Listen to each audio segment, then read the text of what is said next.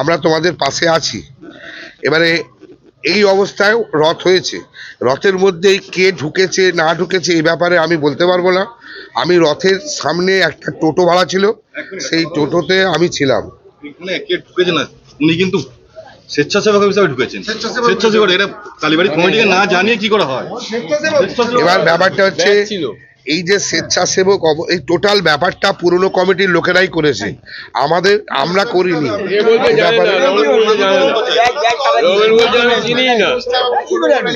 এবার বাকিটা এনারা বলতে পারবে, আমার বাকিটা কিছু জানা নেই। বিষয়টা কিভাবে উনি এলেন, কিভাবে গলায় আই কার্ড লাগিয়ে কিভাবে উনি যোগাযোগ করলেন, বা গলায় আই কার্ড অবস্থা, স্বেচ্ছাসেবক অবস্থা কিভাবে উনি যোগদান করলেন, সেটা যদি একটু বিস্তারিত বলেন। আই কার্ড আমাকেও আই কার্ড দিয়েছে আমাদের এখানে কালীবাড়ির পুরনো যে প্রেসিডেন্ট, উনি আমাকে আসতে একটা আই কার্ড দিল। দু ধরনের আই কার্ড হয়েছিল, একটা পরিচালন সমিতির আই কার্ড আর একটা ওই স্বেচ্ছাসেবক আই কার্ড। তো আমরা যেহেতু পরিচালন কমিটিতে আসছি, আমি 14টা আই কার্ড, পরে দুটো এক্সট্রা আই কার্ড নিয়েছিলাম। আমার আই কার্ডগুলো ফেরত দিতে বলেছিল, আমি ফেরত দিয়ে দেবো। আই কার্ডগুলো আমার কাছেই আছে। স্বেচ্ছাসেবক আই কার্ড কীভাবে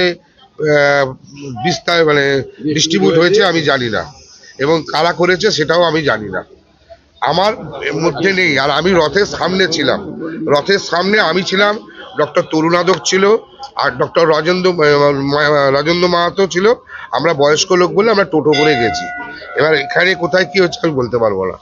পুরনো কমিটির আহ্বান জানাচ্ছি, এইভাবে কি করে হয় যে রথযাত্রা? এবার দাদা বলতে হবে, দেখো যদি এটা ঘটে থাকে, মানুষ যদি রথের মতন একটা পবিত্রতায় যদি ঝুঁকে থাকে, তাহলে অবশ্যই তদন্ত হোক যে কিভাবে উনি এলেন, কেন এলেন। কিন্তু আমার জানা নেই, তাই তো দিদি, আমারও তো জানা নেই।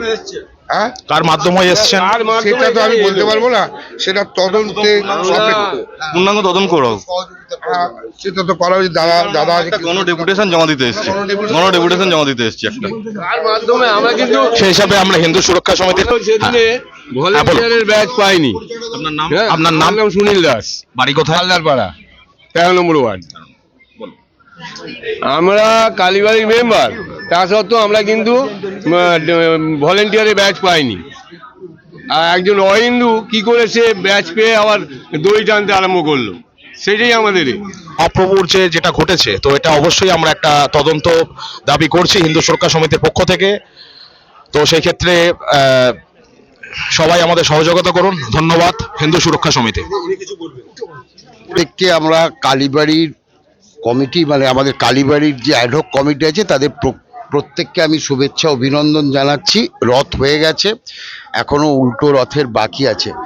আপনাদের যে অভিযোগটা অত্যন্ত সঙ্গত, এটাকে আমি অ্যাডমিট করছি। এক, আপনারা যে অভিযোগপত্রটা দিয়েছেন এবং তার সঙ্গে যে কিছু ছবিও দিয়েছেন, এটা বেশিরভাগ অ্যাপলিটিক্যাল লোক। এটা ম্যাক্সিমাম ডাক্তারবাবুও যেটা বললেন, এবং আমি যদিও ওই রথের দিনে কিন্তু এখানে উপস্থিত ছিলাম না, কারণ আমার একদম বাড়ির পাশেই, যারা আমাকে চেনেন জানেন, প্রায় আমাদের বাড়ির রথও বলতে পারেন।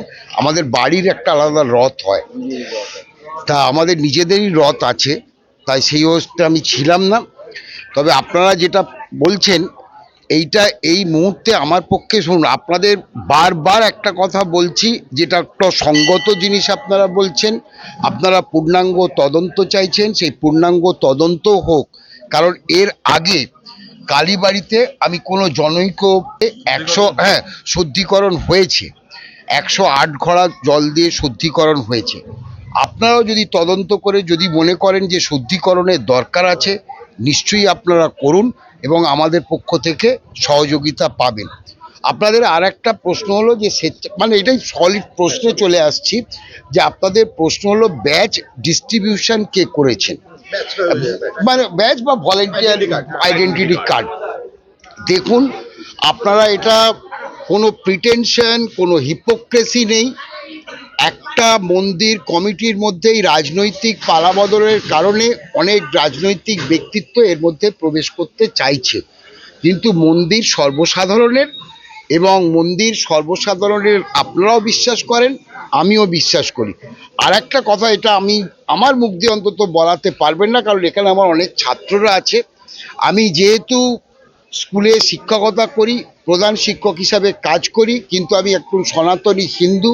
আমি হিন্দু ধর্ম রক্ষার্থে আপনাদের সঙ্গে সহমত, কিন্তু এখানে আমি আলাদা করে অহিন্দু নিয়ে কিছু বলতে পারবো না, কারণ এটা আমার মানে এগেনস্ট মাই প্রফেশন। কারণ আমাকে মুসলমান ছাত্রও পড়াতে হয়, আমাকে হিন্দু ছাত্রও পড়াতে হয়। তবে আপনাদের দাবি অত্যন্ত সঙ্গত এবং আপনাদের সঙ্গে আমি সহমত যে আপনারা যদি কোনো শুদ্ধিকরণ প্রোগ্রাম করেন, সনাতনী হিন্দু হিসাবে আমি আপনাদের সঙ্গে 100% একমত, এবং আপনারা যদি আমাকে কখনো প্রয়োজনে ডাকেন আমি থাকতে পারি। বসন্ত সামন্ত মহাশয়কে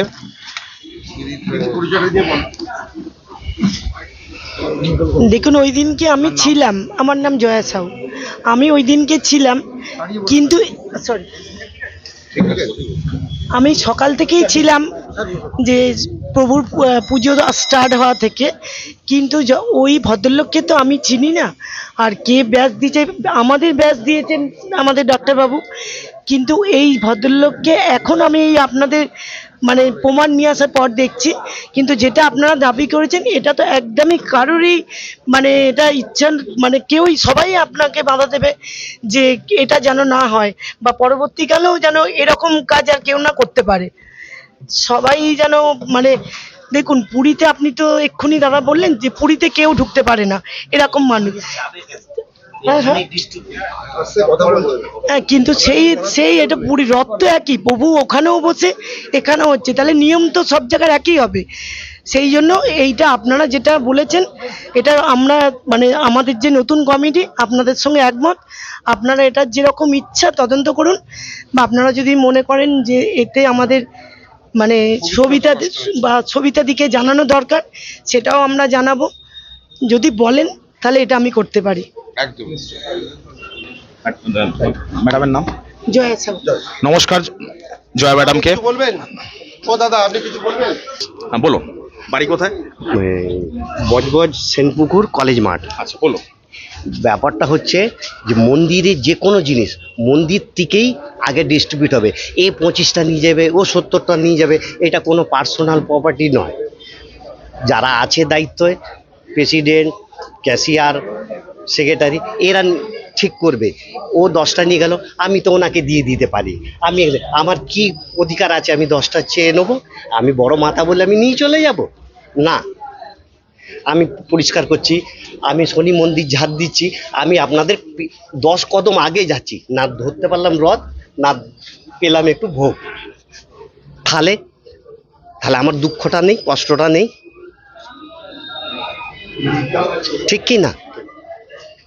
এটাই আমার বলার আছে। কথা হলো, এই যে ব্যাচ ডিস্ট্রিবিউশন হচ্ছে, ম্যানেজমেন্ট আছে, স্ট্রিক্ট হতে হবে। কাকে কোথায় কিভাবে ব্যাচ দেবো পারলে লিখে রাখুন। ও হিন্দুদের হাতে যেন কোনো ব্যাচ না যায়।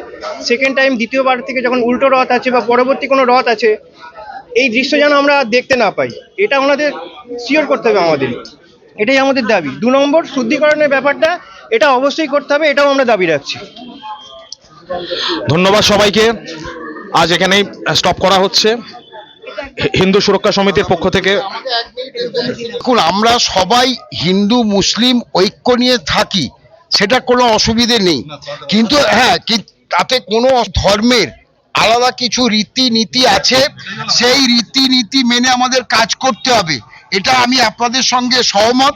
এর আগেও কোনো ঘটনায়, কোনো মুসলিম ঘটনা মানে মুসলিম ফেস্টিভ্যালে যা কোনোভাবে যদি কোনো আমাদের হিন্দুদের অ্যাক্টিভ পার্টিসিপেশন থাকতে কোনো অসুবিধে নেই, কিন্তু তাদের অ্যাক্টিভিটির মধ্যে আমাদের একেবারে ভিতরে প্রবেশ করার দরকার নেই।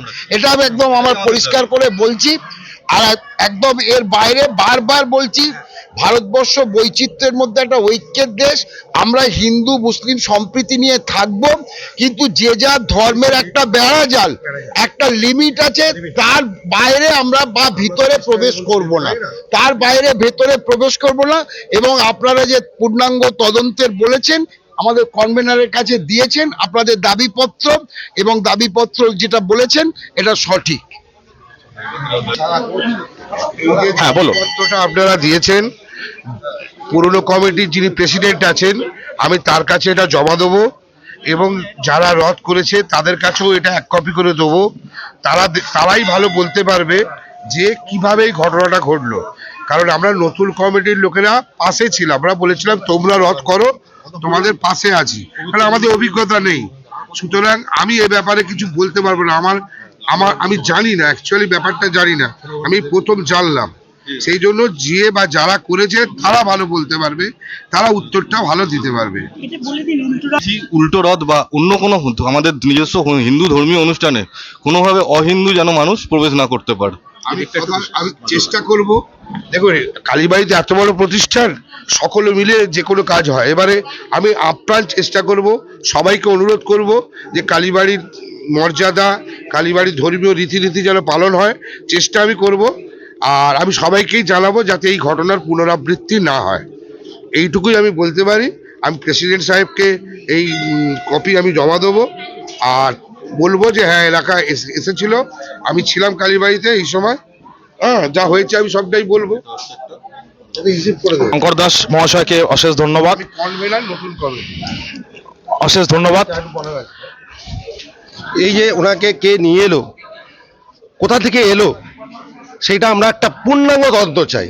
এবং কালীবাড়ির যে প্রসাদ, সেটা পর্যন্ত, যেটা ব্রাহ্মণ ঠাকুরে নিয়ে যাওয়ার কথা, যেটা প্রথা রীতি মেনে চলা উচিত, সেটা পর্যন্ত হয়নি। সোজা রথে, উল্টো রথে যেন এটা হওয়া চাই, সেইটা আমাদের দাবি রইল মাননীয় সভাপতি, অ্যাডহক সভাপতি শঙ্কর দাসের সামনে, যেন এটা মানা হয়। কালীবাড়ির এটা রথ কারো বৈদিক সম্পত্তি নয়, এটা সর্বসাধারণের আমাদের রথ, হিন্দু ধর্মের রথ, সেটা কারো বৈদিক সম্পত্তি নয়। বলুন। ধন্যবাদ সবাইকে। হিন্দু সুরক্ষা সমিতি